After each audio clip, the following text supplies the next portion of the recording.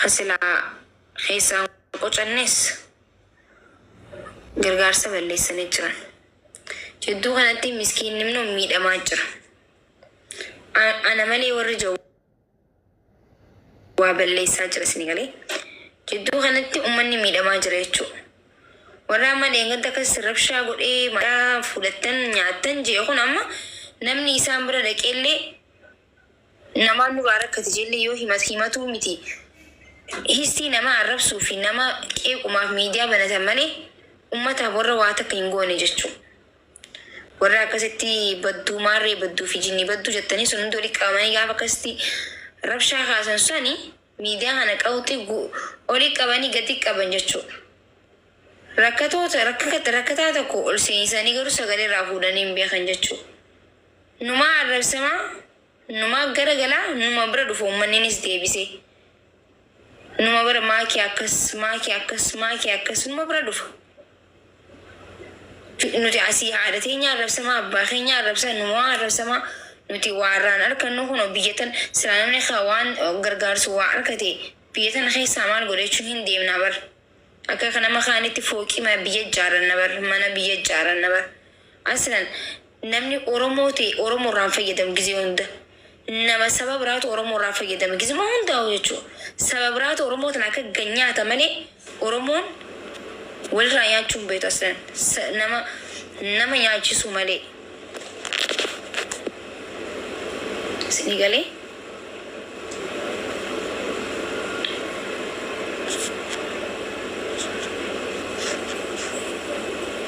Atilleen olin naqiin gaa'ee an sabboonummaa keessa koo hijiraabar. Miidhaa saba kootii dhaggeeffadhee gad darbuun ta'u maaliif shiraaf miidiyaa kanarran teenyaan. Ani osoo geemiin tiktookii irra jiraatiin tiktookii fayyadamuu ture bar. Osoo namni amma irra guddaan isaanii geemii maallaqa qaba gaafa jaan tiktook kana banatanii bar. Ibsishaa jaalfadiiloo ana caaltuu faayizaa bar jarri kuni nasree bar.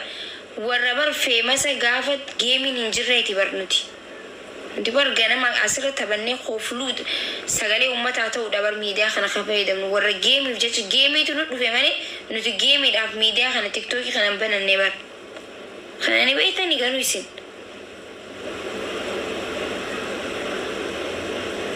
isin galee Anggapan ummata khiyaf sagalee to gargaarsa keessanii seenaan seenu bar gargaarsa walu maallaqaan wal narqan ummata khiyaf maallaqa yoon barbaachisaa ta'e waan qaburraa gargaare yoo hin ta'in sagalee tiyyaan gargaare humna waan danda'uun gargaara sagalee tokko immoo kan guyyaa takkallee oromoof sagalee hin ta'in yoo maallaqa walitti qabaa jaan ija baasanii dhufan eessaa akka dhufaniif hin beekaman jechuudha.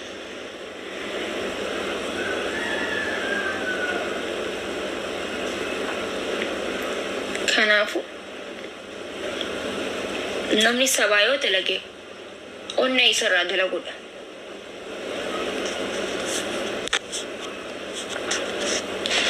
Kutube abdii biyya jimmaa kan jettu jim jee hafiiti siinin jiru kutube maqaa biyyaa banattanii asirra deemtee nama narrabsina.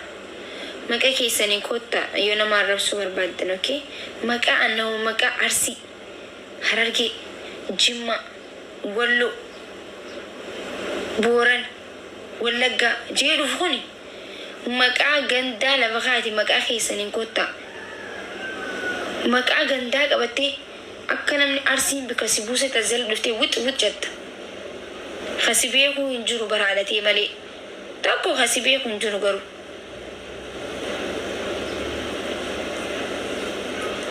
Harargee jedhuuf tokko isan beeku bar kantiibaan Harargee isan beeku qabaleen Harargee isan beeku mazzagaajaan Harargee isan beeku milishaan ganda keessaatu isan beeku garuu akka nama Harargee bikka bu'ee wixu jaan asirratti akka nama Arsii bikka bu'eetu wixu jaan sila'aanilleen banadhee dhufe wayyaadha bara nama silaan banadhee dhufe illee wayyaadha bara sigalee kantiibaa Oromiyaa jayyoon banadhee dhufe bareedaadha baran ministeer Oromiyaa yoon jee banadhee barnarraa deemaa bara warra adurree fi sareen isin beektan isi adurreef sareen isin hin beektu, sareen ganda keessanii isin hin beektu.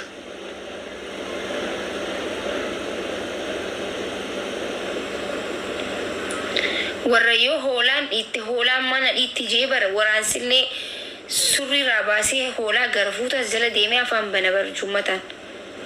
Nama hoolaa yoo akka dhiitte surree raabaasee jechuun hoolaa tana fuudhee mana dhoyti jee jechuun hoolaa waliin hoollarru taas dhufee amma. Maarree Arsii maarree Wallaggaa jee barreeffatee jala deema. Maqaa gandaatiin bareedaa miti. Hin baafatti nama kuma keessan hin baafadha mana maqaa keessan of taakottaa. Because ganda isin qabattanii deemtanii itti nama arrabsitan sun ganda kabaja qabu waan ta'eef nama kabaja qabu keessa jira, sheekota alimootaatu keessa jira. Jimmaas ta'u akkasuma, Arsiis ta'u akkasuma, Harargees ta'u akkasuma isin hin galee. Hundumaa ta'u akkasuma. Kanaafuu sababa nam tokkootiin garuu gandi guutuun akka arrabsamu hin godhinaas jala deemtanii. Gaarii miti namoota akkanaatu gandaaf ganda waliin buusa jechuudha. Gizee hedduu gandummaan kan ka'u sababa nama lamaa fi nama tokko irraa jechuudha. Namni tokko dhufee maqaa Harargeetiin waa arrabsaa, takkas Wallaggaa ammoo waa arrabsi, tokkos Arsii maqaa Arsiitiin waa arrabsaa. Sababa isaanii sadeen lameeni gandi guutuun walitti ka'aa jechuudha. Kanaafuu maqaa keessanii kottu yoo abdii taate abdii jee kottu, yoo falmataa taas falmataa jee kottu akkasi.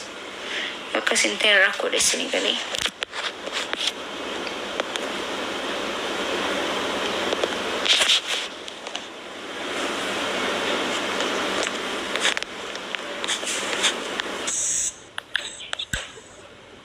السلام عليكم. وعليكم السلام ورحمة الله وبركاته. أكم معكي؟ الحمد لله نقاطو. ويادا. الحمد لله رب العالمين. جرتني. الحمد لله جر. جل والله خنا ولا تربي هاي الرواية سوار راسو جرتقى ما شاء الله.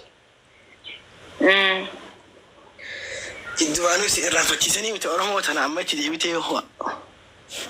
نلبدني برجزة كانت تنسدي بتيه هو جانا ما بقلقل الشعك ومشاهدات أرمو ما كان كبدو برباد بني ما ما يسلا. يستجر توان. كأني تيجي ما يرتكستلي. أما وني تيجي ما نجرتو. أما تكوباني راتي. وأنا من جالد إفمو. جيجونا تباي جلتي. قبضو دا قوي ركون تسمينا إمامي. ما كي قبضو دا مو. والله أكاسيني. No, سيكوفا متي أبدو نمهد دا بر سيكوفا مسيكوفا وسنتي. دولاني أمريكا فا دولاني ما كي كدرواني جرتو. بكخيتي ديبي بكخيتي متنانجن. هاي مالين قولي. بكاسي همني خانس. Maaki akka duraanii ta'e akka duraanii jechuun amma maaliin ta'e durmaaniin ta'e amma rakkoon Oromoo kastii babal'attee deemaa hin jirtu. Miidhaa Oromoo takka harkee bira kutee biyyoo gargaarsaatis onnadhee mudhiin citee gargaarsi gaafa Oromoon beeloites itti arrabsamee itti abaaramee gargaarsa walii qabeen jira. Dubartii akka dhiiraa mul'adhee jechuudha. والله دواخيتي أما بدر وان براسون تهين أبسي يو أمس ركون أفتي أين يدرتي ولا جت ركون أفتو أرسيتيس أفتو أين يدرا جبي عمل لي سجلي هنتايجو orang ganti nusne gaba kas tuman kinya shawa na kasti tudeng gadda kas so dalata shawa gabe dubatin an video ra dalage media rati Facebook rati le barresun ture sigale Kanafu gaba rakon jirtu eenyu duratti famous meeqa dura gabbee kanin dubbadhu ana jechu if waatu barbaadeeti miti kun waan jiru dhugaa jirudha. Kanaaf rakkoon gaafa jirtu nin jira. Gaafa rakkoon hin jirre ma akkuma lafaa kee akka maraatutti iyyuu hin qabu. Gammadee taphachuun koofuun qaba anis koofuun fedha. Taphachuun fedha nama waliin taphachuun barbaada qeerroowwanii waliin kooflee taphachuun barbaada qeerroo Oromooti waliin. Kanaafuu maal rakkoo qabame amma kun? Wallaahi maal rakkoon qabu waan biraa osoo hin ta'in barra wanni itti galle. Dhugaa keeti an gaafa dura ati haaturraa eegalee hangam akka qabsuutu hangam akka Oromoo sana rakkattu. Arraba kabiraatti maalti yoo ta'e halkan liibirraa labaa guddaa Oromoo itti riiban qabdu nin beeka dhugaa keeti wallaahi osoo ta'uu garuu ammoo waan biraa osoo hin ta'in jidduudhaan amma ijoollee hojii taphachuu eegaltee maafataa firraachuu eegaltee jechuudha malee waan biraati miti akka duritti illee rakkoon amma jiras Oromoo keessa jirtu dhugaa keeti wallaahi. Sunoo malee ilaalchi biraa si qabaanneeti miti wallaa baakiyee. Ayee galatoomuu bilisa koo waan yaada kana. Ayee taa'ee duban deebii wallaa wallaahi. Galatoomee. 50-50 godhuu qabda maakii. Ati maan qabsooni 50-50 ta'ettuni ati maan qabsooni. Ati tiraasii keenya uwwifatta maakiin immoo diinaan kookii wal qabdi jechuudha. Warra asii barreessitan kun barreessini isin bar naga qabdani bar. Anammoo yoon akkana gabbee yoon mana nyaataa tokko wallaahi mana nyaataa habashaa tokko bira dabre wii ichi zaranyaa maxxachi yoot ichi nacha sawuunii gayyaas gaddalachi ichi naanjaa yoon gabbee yoon akkana zorje chichi naanjaan akkasi garagalee minaan shaneen na'u kaman ammas deebee asii wal qabee jechuu gamas. እኔን አናገርሽኝ አንቺን አይደለም ዲላ ከነ ሁንዳ ሰበ ኮፈል ሙፊ ኡመተ ኮፍቱባቸው አዳዘለ